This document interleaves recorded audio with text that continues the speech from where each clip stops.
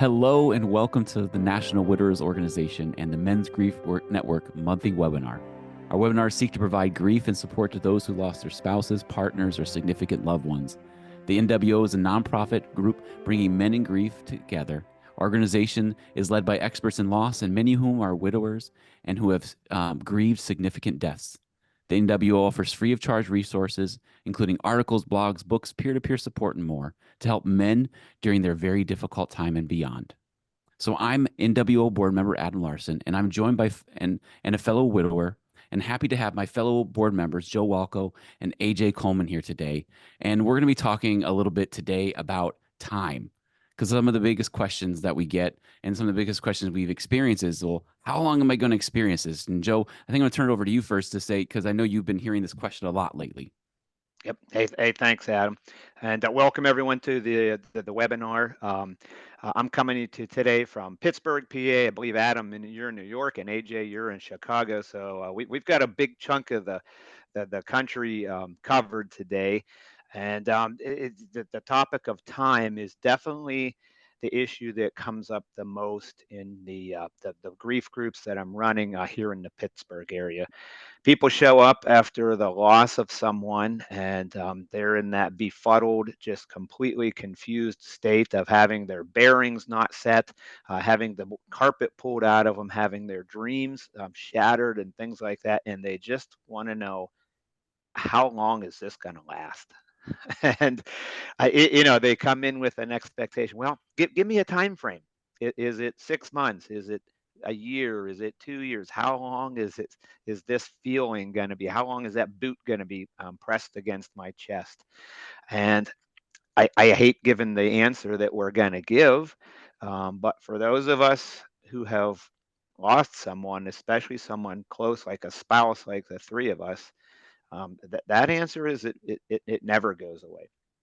There will always be a hole there, and there's always a part of you that is forever changed, and that becomes a sacred space inside of you that isn't going to be filled by no matter how much therapy you go through or how much talking you do. You're just going to have that space there, and I Yeah. now call it a sacred space, and I've learned to grow around that.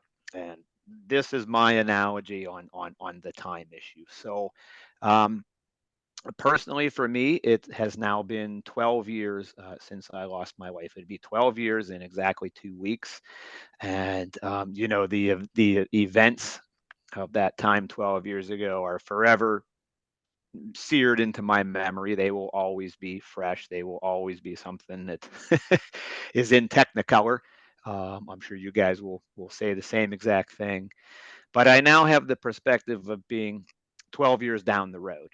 Mm. So since we're talking about time, I have been through what it was like at the beginning, what it was like at 2 years, 6 years, 10 years, and now 12 years. And there are things we have learned. And I think what the three of us bring to the table is it's all been a different time frame there, and we can all share our experiences on how that felt and what we went through. And I'll start with something that I learned about 4 or 5 years ago. And I give another analogy too. So if you've ever had the flu and it came out of nowhere and you were knocked down and you had all these plans and all of a sudden you had to spend 3 days in bed. Boy, at that nadir, right when you're feeling the worst, you're like, oh, I'd give anything to feel better. And then you go to sleep for a couple of days and you slowly start feeling better. Um, and then you realize that the next week that, oh, wow, yeah, I got through that. And it's a slow process, minute by minute, of slowly recovering from your flu. And you don't really realize that you made it through that until you're healthy again. So it was probably around somewhere in the 6 to 8 year range that I finally had enough perspective to say, am I back to, and I'm going to use another very vague term, normal? And I mean, at the nadir of my grief, I could no longer do my job. My brain didn't function. Had grief brain, had all the stuff going on with too many roles and responsibilities. So there wasn't time. There wasn't time to reflect on how long this is going to take to get through. It was only with perspective further down the road that I realized it was probably in the 6 year range that I was able to function what I call pre grief. And Mm. that surprised me. I mean, 6 years, it wasn't like at 6 years I was still, waking up with that huge aching, but there was still something in my subconscious, something deep inside of me that had changed, and it was still there every day, whether or not I consciously recognized it.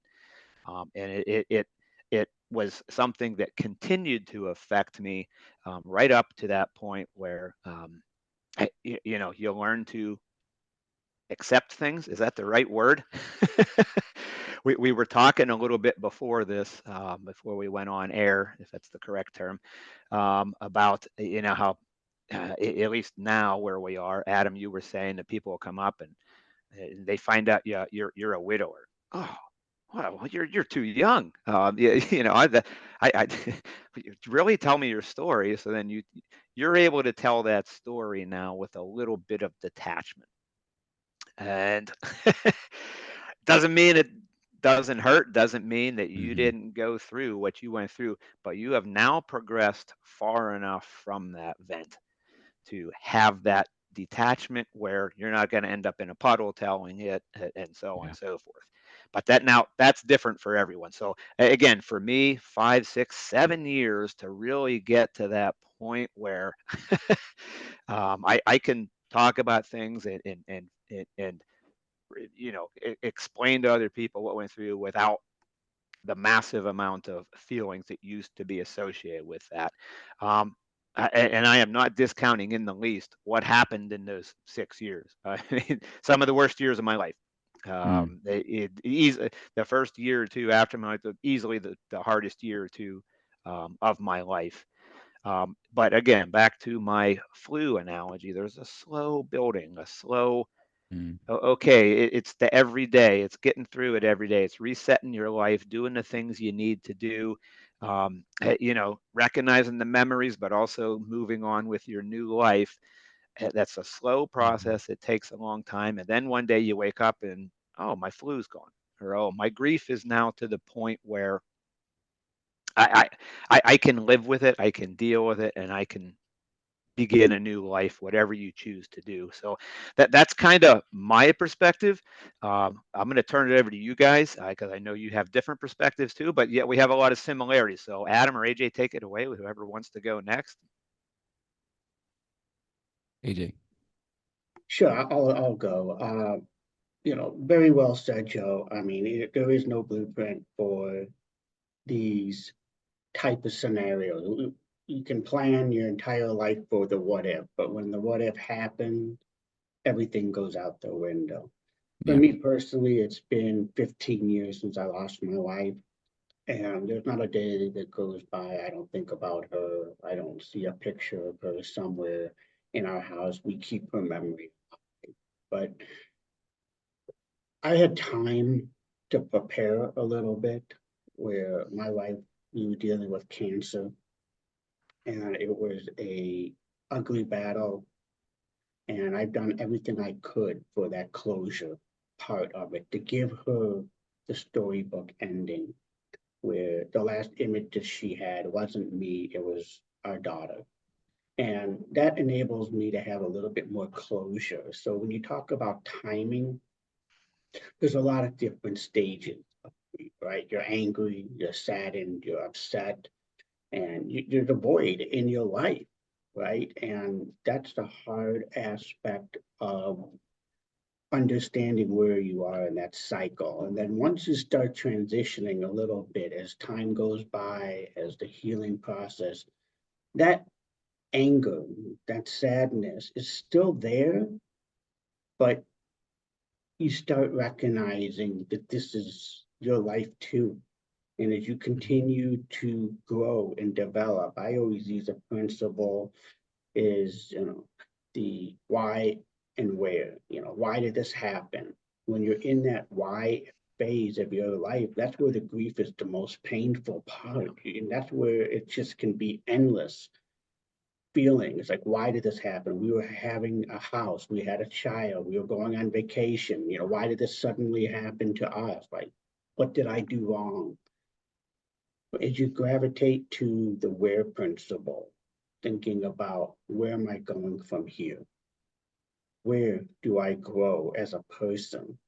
That's where that healing process takes another turn, and that timing aspect gets a little easier. I like the flu analogy, Joe, that you mentioned, because it resonates well, right? You feel like garbage, and then as the days go by, it's just feeling a little bit better. But you don't forget that you once had the flu, right? Yep.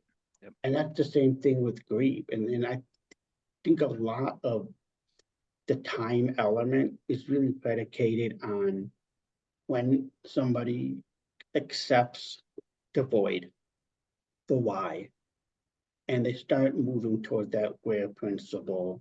How are we going to celebrate their life? Where am I growing? Where am I doing things? And you start getting a little bit easier where we can talk about this without having an emotional setback. People expect grief to last X amount of days, Yeah. X amount of months, but nobody understands what it's like. The three of us have different types of grief at different stages, different ways it happen. There are no two alike. That's kind of like your fingerprints. But what we could do is be surrounded by individuals who understand that what we're going through, and be supportive. And I know that in my situation, similar to Joe, like, I had to immediately put on a lot of different hats all at once, raising a 1-year-old, trying to balance a career, trying to balance other people who are telling me how to grieve. I even had people saying, when are you going to get remarried again? You're so young, you got to think about your life. And there is no timetable, but there are ways to navigate through that timing aspect so you could come today, 15 years later, and just talk about it, smile, because in the end, we continue to celebrate our loved one's memory. And that's the key. When you get to that area of the void as the where, you're basically celebrating the memory. You're keeping them close to you. And that does help with the healing process. You said something, AJ, that I think is pretty important, and that's the support of people who understand. One of the things I've gained with perspective too is that may not be the people you expect. Do you have expectations certain family members or friends are going to be there? But and I was pretty harsh on some of them in my mind at first because I expected a little more from certain people, forgetting that they're grieving too, and forgetting they have their own grief journey, and also not understanding that different losses are different. And the loss of a spouse is best understood by someone else who's lost a spouse.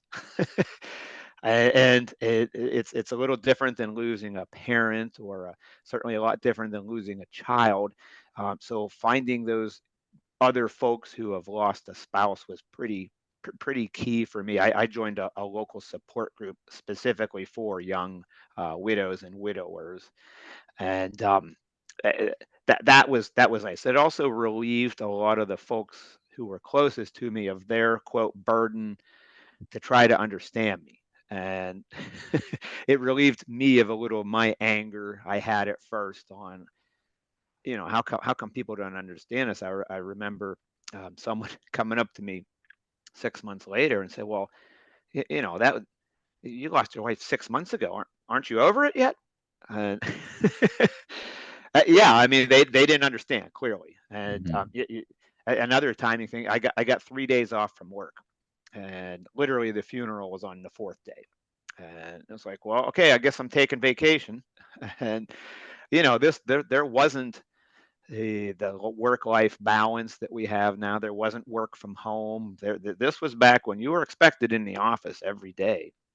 And okay, your 3 days bereavement is up. and time to come back. So the whole fluid nature of time Hmm. can also be tempered by making sure you're surrounding yourself with people who understand you and not them, and not things. And that's what we're trying to do, right? That's what we're trying to do here. That's what the Men's Grief Network is trying to do, is be that resource that, hey, you're not alone. There are other people that feel how you felt. And Adam, I'm stepping on your time here, so I'll turn it Oh, over to you. no worries. I love those points you made because I think the hardest part is time doesn't stop when it happens to you. I think that's what hit me is like, I wish time would stop, but everybody else kept moving and you're like, wait, I can't move forward yet. Yes. For me, it was 6 years ago or 6.5 years ago now. And it was a sudden thing. It was not something we were expecting. My wife and I were sitting at the table and suddenly something's happening to her and I didn't understand. And I'm suddenly doing CPR and on 911 and trying to figure out what's happening while my four young kids are sleeping upstairs. And thankfully I had a really wonderful neighbor who saw the lights and ran over to see what was going on and offered to stay as we went to the hospital. And it was funny because as you were saying, like there's many times where I can tell that story, and right now I'm like practically tearing up as I tell it because there's moments where you say it and it hits you. There's other moments where you Yep. say it and you're kind of a little detached from it. And and time is an interesting thing because you grieve in different ways throughout it. Like I I didn't feel like I had time. I had four small children and I needed to figure out, I Yes. needed to be there.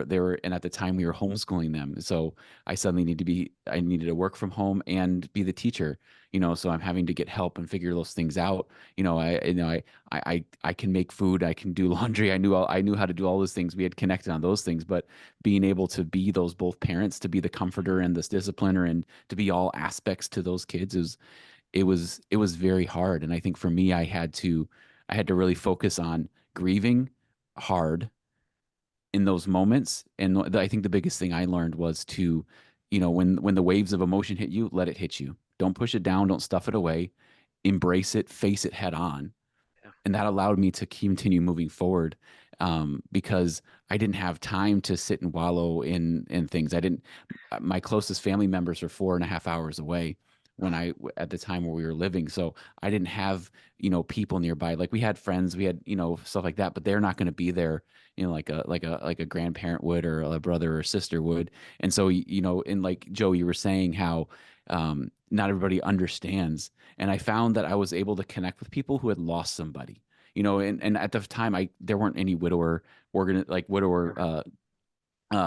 groups nearby where I lived, and so I was like, there was nobody close to me. So I would connect with people who had also lost someone. They would look at you, and you would look at each other, and there's that unspoken understanding, like, hey, I've been Yeah. where you are. I'm Yep. just going to sit with you. I'm not going to say a word. I'm just going to sit next to you because I know that's what you Yep. need.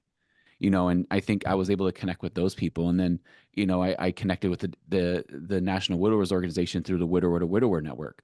And that person who I connected with ended up becoming one of my best friends now, 6 years later. And so, he and I still talk every other day, or we send messages, we send Marco Polo videos back and forth if we're busy. But we connect with each other, and we've helped each other through getting remarried. We've helped each other through those moments and been that support because we understand, like Joe, you were saying, like finding those people who understand.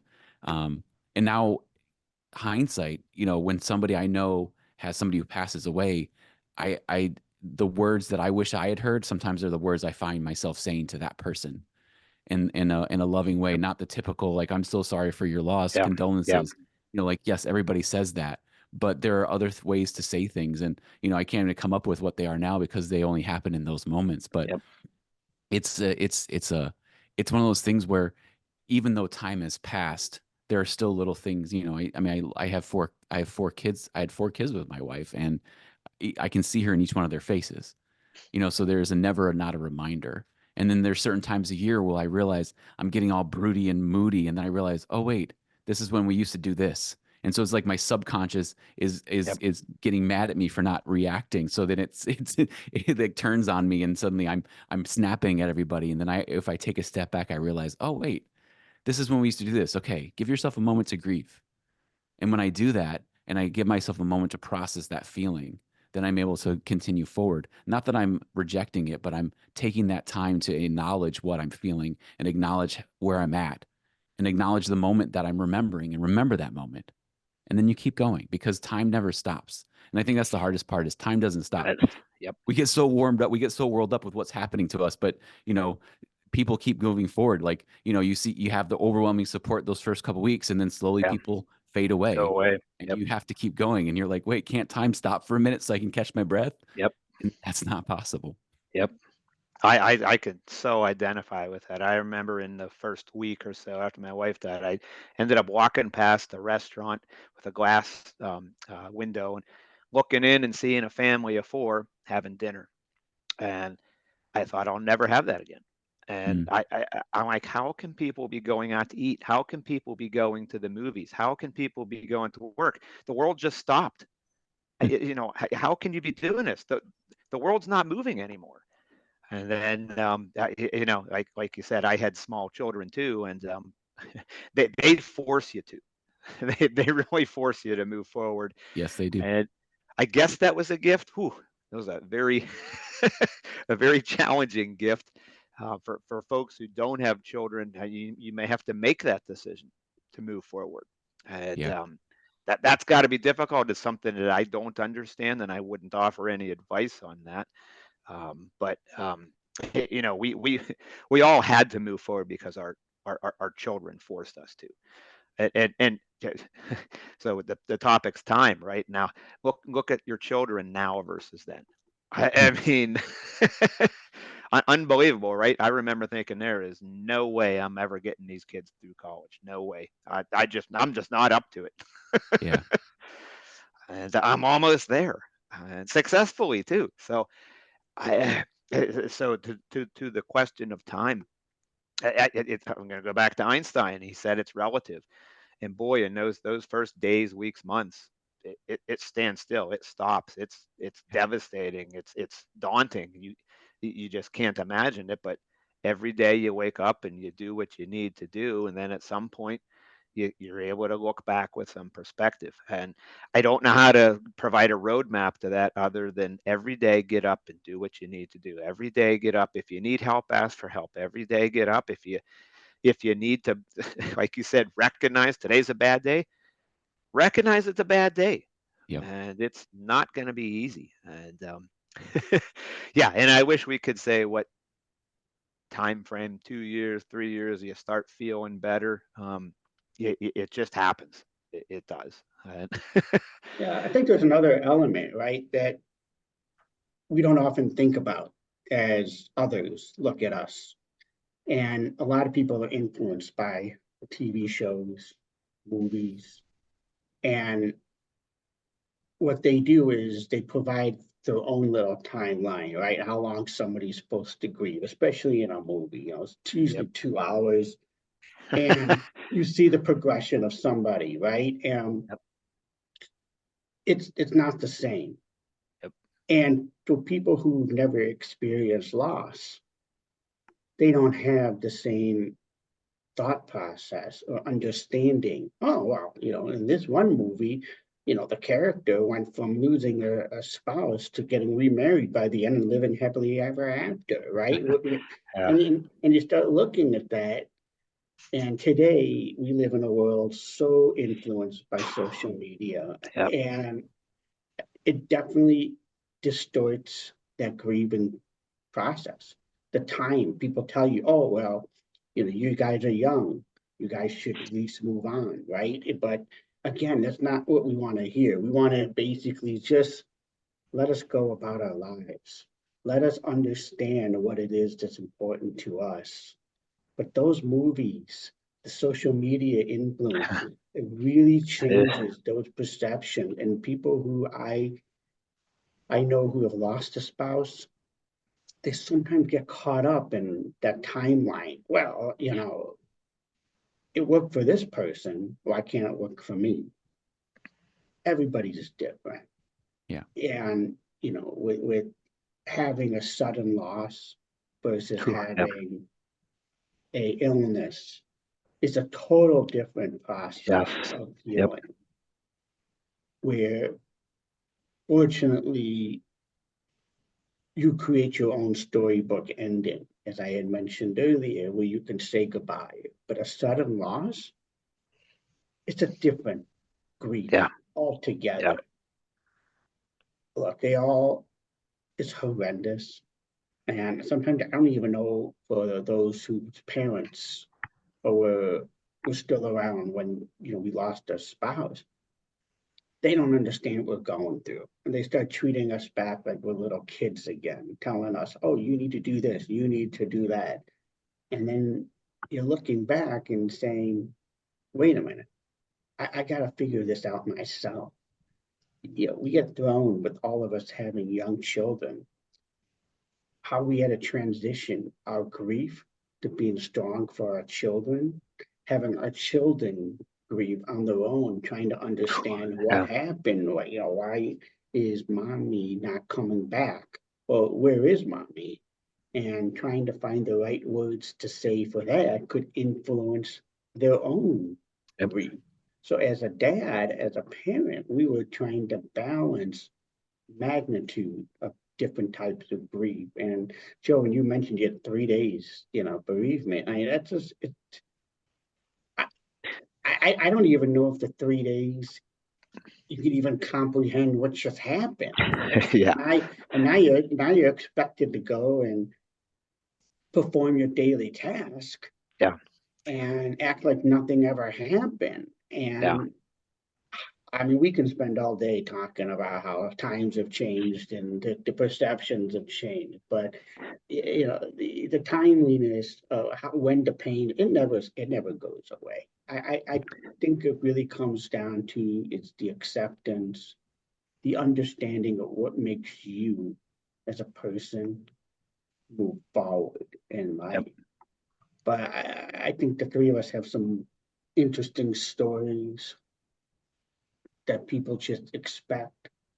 Well, it's been 6 months, Joe. Let's get out there. Why don't you go meet somebody? Adam, it's been 6 years. Why aren't you still, having the shades drawn? Like what you did not care.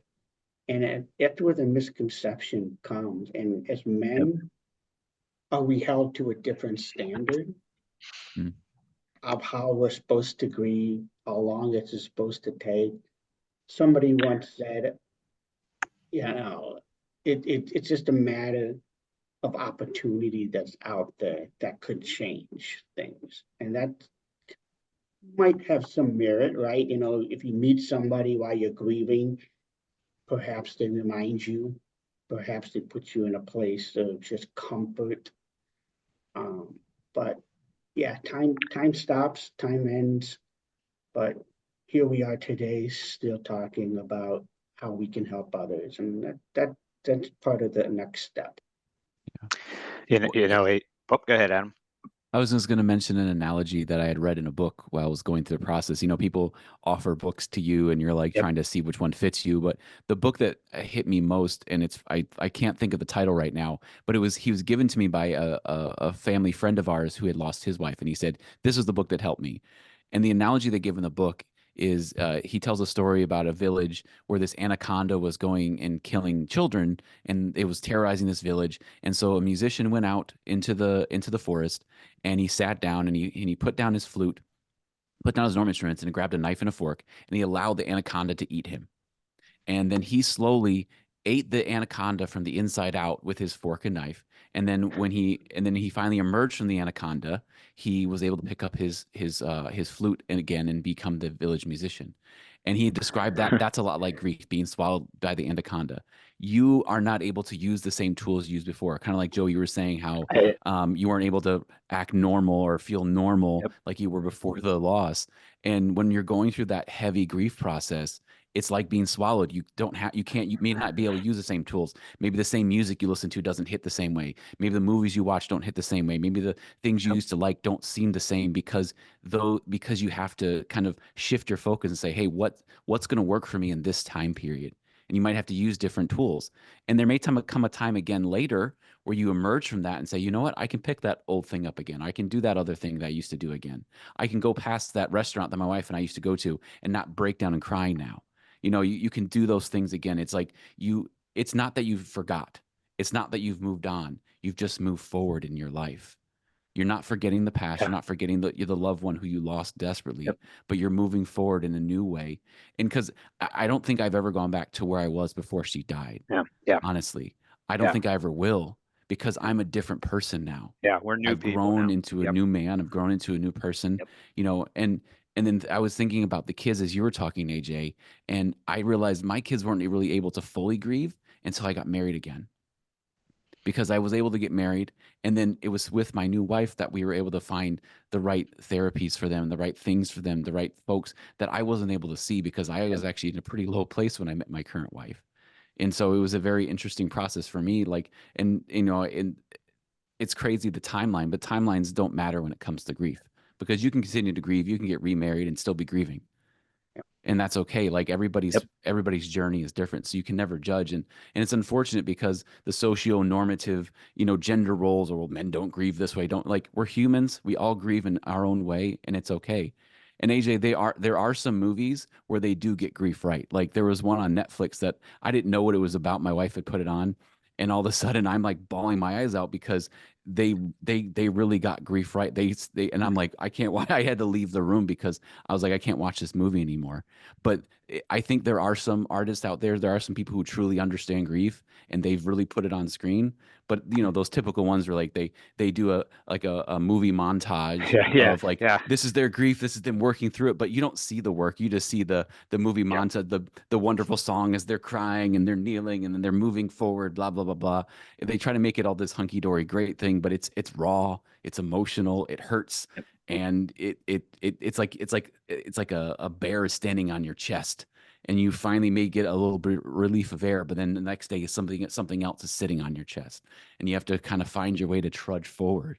And I feel like that's the only way to kind of, you Yeah. just have to keep going. And like I said, you can't use the same, you might not be able to use the same tools you used before, and you find new ones, and you grow and become a better person for it.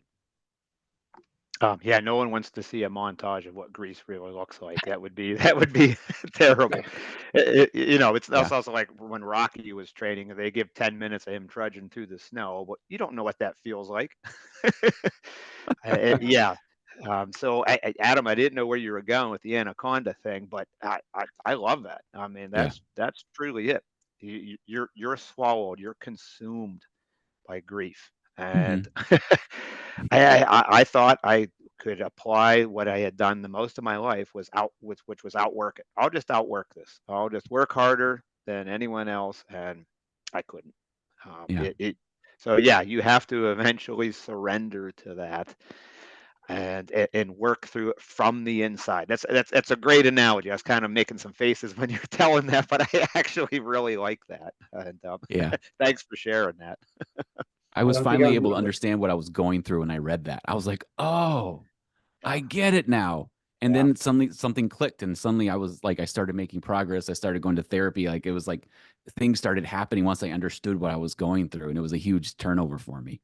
Yeah, yeah, Or, you know, it's and interesting when you mentioned that inside out, right? It kind of hit a little bit of a note with me because I guess I never thought it like that, right? And again, like we are in such a enormity of our way of life, raising children, working everything, that it just eats at you inside. And your analogy, I mean, I don't know if I can look at a reptile ever again the same way, but or anything like that. But I think it's like little things like that, right? It helps others resonate and helps yeah, others understand that there is people, genuine people like us, just coming on to a segment here and just sharing tips, success. I I, I I never had an opportunity to really grieve, and I just had a lot of things going on, had a lot of things that I didn't have time to read, just asking a lot of questions, just and as a guy so young, I feel like I had to put on a performance for others, right? Because everybody was expecting us to just have a complete meltdown. And somebody's like, okay, well, if you can't handle it, we'll take the kids, right? We'll do this for you. But the reality is this: you need your children as much as you needed your spouse to help you grow. And I guess I never thought about how it just eats at you inside. Yep. So now I feel like I need to be like MacGyver here and just carry a pocket knife everywhere I go. So when I feel like I'm getting eaten, I can kind of claw A my knife, way out. knife and a fork, AJ. Knife and a fork. Yeah. I mean, at that point, you just want to use the knife and just carve out what you need, right? Hmm. But it's an interesting analogy. Yeah, definitely get us the name of that book. I think our Yeah. listeners might be interested in at least Maybe. reading further on that. It's listed on the NWO website. I know that it's Oh, good. there. I suggested it as a suggestion, but as we're talking here, I'll look it up before we finish so we can. Okay. So another aspect of time I'll talk about while you're doing that is the times have changed for society also, and this is a large part of what the Men's Grief Network and NWO is trying to do, is make it more acceptable for men to grieve. And I'll go back to when my father died. I was 15, and my mom had 4 kids, so I did have a resource in my mother when my wife died. But back then, I'm 15, and my mom has 4 kids. 15, 13, 3, and 2 at the time that my dad died at age 37. And at the funeral, everyone told me, well, you're the man of the house. Time to suck it up and take care of all these women. And terrible advice. There was no therapy. There was no one to talk to. It's like, okay, you're on your own, and that was it. Fast forward to the HR person that came up with a 3-day bereavement being enough. Really? Yeah. And I was also told, after I went in and asked if I could take family medical leave after my wife died, I said, no, you can't. That's only for people who are alive. And I'm like, really? So we have moved forward in our recognition of grief and the resources that are out there, and more importantly, helping people to get help. So the times are changing for us as we help other people to do. This is what we're trying to do at the Men's Grief Network, is to learn from the things that we've had to experience and not have to go through some of those painful things. Adam, you mentioned some of the resources we have on our website. Hmm. Um, you can do that on your own. Get onto our website, find a book that speaks to you, find a webinar that speaks to you, Yeah. and that might be the book that someone else has that sticks with them. The Yeah. webinar might be something. Oh, this is what I need to move forward. So just for our audience, this is why we're doing this. Our stories are not blueprints. Our stories are morals, and this is what we use. They're personal to us, and it's not right for you, but you might find something here that'll get you through. Because time has never been more elastic than when you're going through grief. It goes from not moving at all to going so fast that you don't remember what happened. Yeah. And just nothing can prepare you for that. So, So yeah, the name of the book is Swallowed by a Snake: The Gift of the Masculine Side of Healing by Thomas R. Golden. So Swallowed by a Snake is the name of the book. Yeah, that was the one that was given to me. But like Joe said, if you go to the nationalwidowers.org, click the resources, there's about 30, 40 books there that you can choose from. And maybe that book doesn't resonate with you. yeah. Find another one. I must have gone through I must have tried 4 or 5 books before I found that one. That was like, this one resonates with me. And so like Joe was just saying, like, find the resources that work for you. Find the tools, whether it's that pocket knife so AJ can be MacGyver, or if it's a fork, or whether it's whether you've never picked up a violin before and that suddenly that violin is the thing that gets you through it. There are so many different tools. Each person's story is different. Yeah, well What's said. interesting is everybody hits home differently. Hmm. And all it takes is just one little micro influence. And that also can turn the corner, right? You just wake up one day and something just hits you, and you want to pursue. And you know, Adam is right. You're not the same coming out, right? And the tools that you had going in are different tools coming out. And somebody once asked me, AJ, if you can go back in time, what would you change in your situation? And I struggled for the longest time to answer that. And I know this is part of the grieving process. I know it's part of the healing process. But I could not be the person that I am today if I hadn't gone through what I went through. Yeah. So my answer is I wouldn't change anything, because I love my wife, who she was, who she still is in my memory and celebration. And it enables me to stay and stand proud. Yes, I'm a label as a widower, but I'm also a father. I'm also a friend. I'm also a mentor. All these things that come with my story could not have happened. And, you know, for people who may be religious, spiritual, they find guidance within those sectors as well. But the hardest thing is looking back and saying coulda, woulda, shoulda. Instead, those tools that we now have are sharper, are better prepared. And who knows, right? Next time we go through grief again, we'll understand just a little bit more with clarity on how we can move forward once again. Yeah. Yep. Well said, AJ. And I'm a better person now. I'm a completely different person than I was beforehand. I hope for the better, and I do a lot of it in the memory of my wife. I do this work. I tell everyone that this is honoring her every time we do something like this. I was not I worked. That's all I did. I was not the nicest person. I worked and worked and worked. I had didn't give back as much as I do now. So I do this in her honor too. And I'm 12 years in. I wished I didn't have to go through that, but I'm okay with the changes that it wrought in me to get to this point. So well said, AJ. Well, I think that's all the time we have for this session. We just want to thank everybody for coming to listen to the session. Please check out nationalwidowers.org and Men's Grief Network. Check out our other sessions on YouTube, and also send us your thoughts, and we'd love to hear from you.